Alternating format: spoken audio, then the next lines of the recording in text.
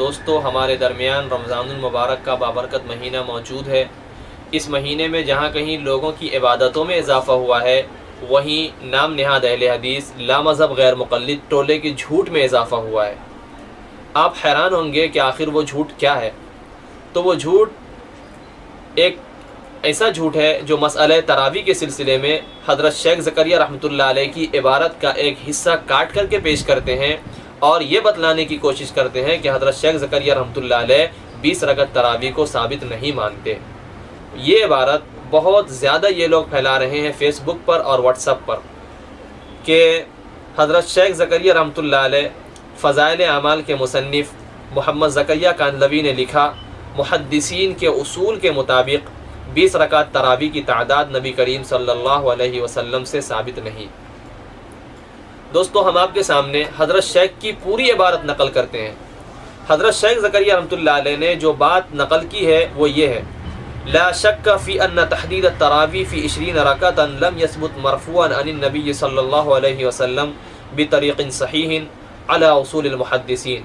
وما ورد فیہ من روایت ابن عباس متکلم فیہا علی اصولہم، کہ اس بارے میں کوئی شک نہیں کہ 20 رکعت تراویح کی تحدید اور تراویح کی تحدید 20 رکعت میں یہ مرفوعاً حضور پاک صلی اللہ علیہ وسلم سے محدثین کے اصول کے مطابق صحیح سند سے ثابت نہیں ہے، اور ابن عباس کی روایت جو اس سلسلے میں ہے وہ متکلم فی ہے۔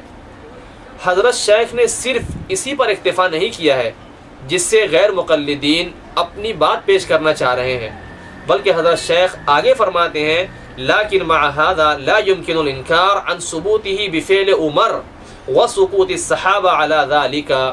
حضرت شیخ تو فرما رہے ہیں لیکن اس بات کا انکار کیا ہی نہیں جا سکتا کہ 20 رکعت تراویح کا ثبوت فعل عمر سے ہے، کہ حضرت عمر رضی اللہ تعالیٰ عنہ کے فعل سے 20 رکعت تراویح کا ثبوت ملتا ہے، اور صحابہ کرام کا سکوت بھی اس پر دلیل ہے۔ وَإِجْمَاعُهُمْ عَلَى قَبُولِهِ بِمَنْزِلَةِ النَّسِّ عَلَى أَنَّ لَهُ أَصْلًا عِنْدَهُمْ، اور صحابہ کرام کا اجماع کر لینا اس کے قبولیت پر، کہ جب حضرت عمر رضی اللہ تعالیٰ عنہ نے لوگوں کو 20 رکعت تراویح پر جمع کیا جماعت کے ساتھ، اس پر صحابہ کرام کا اجماع کر لینا، اس کو قبول کر لینا، یہ اس بات کی دلیل ہے کہ صحابہ کرام کے پاس اس کی کوئی نہ کوئی دلیل تھی۔ اس کی دلیل پر صحابہ کرام کا یہ اجماع بمنزلہ نص کے بن رہا ہے، بمنزلہ نص کے بن رہا ہے صحابہ کرام کا اجماع، اور صحابہ کرام صرف اور صرف یوں ہی اکتفا نہیں کر سکتے تھے، ایسی چیز پر اکتفا نہیں کر سکتے تھے جس کے پیچھے کوئی دلیل نہ ہو۔ حضرت فرماتے ہیں، فمن نظر الى تعامل الصحابہ فی امر الشریعہ لا یشک فی انہم اذا رأوا منکرا اکثر الانکار علی ذلک، کہ جو کوئی صحابہ کرام کے معاملات میں غور کرے گا، صحابہ کرام کی زندگی میں غور کرے گا کہ شرعی معاملے میں صحابہ کرام کا منہج، شرعی معاملے میں صحابہ کرام کا طریقہ کیا تھا، تو اس میں کوئی شک نہیں کر سکتا کہ وہ اس نتیجے تک پہنچ جائے گا کہ صحابہ اگر خلاف شرع کام دیکھتے، صحابہ اگر بلا دلیل کسی کام کو دیکھتے تو اکثر الانکار علی ذالک، ایسے کام پر زبردست طریقے سے انکار کرتے، تردید کرتے۔ وَهَذَا تَقْوِيَةٌ مَعْنًا لِرِوَایَةِ ابن عباس، لیکن صحابہ کرام کا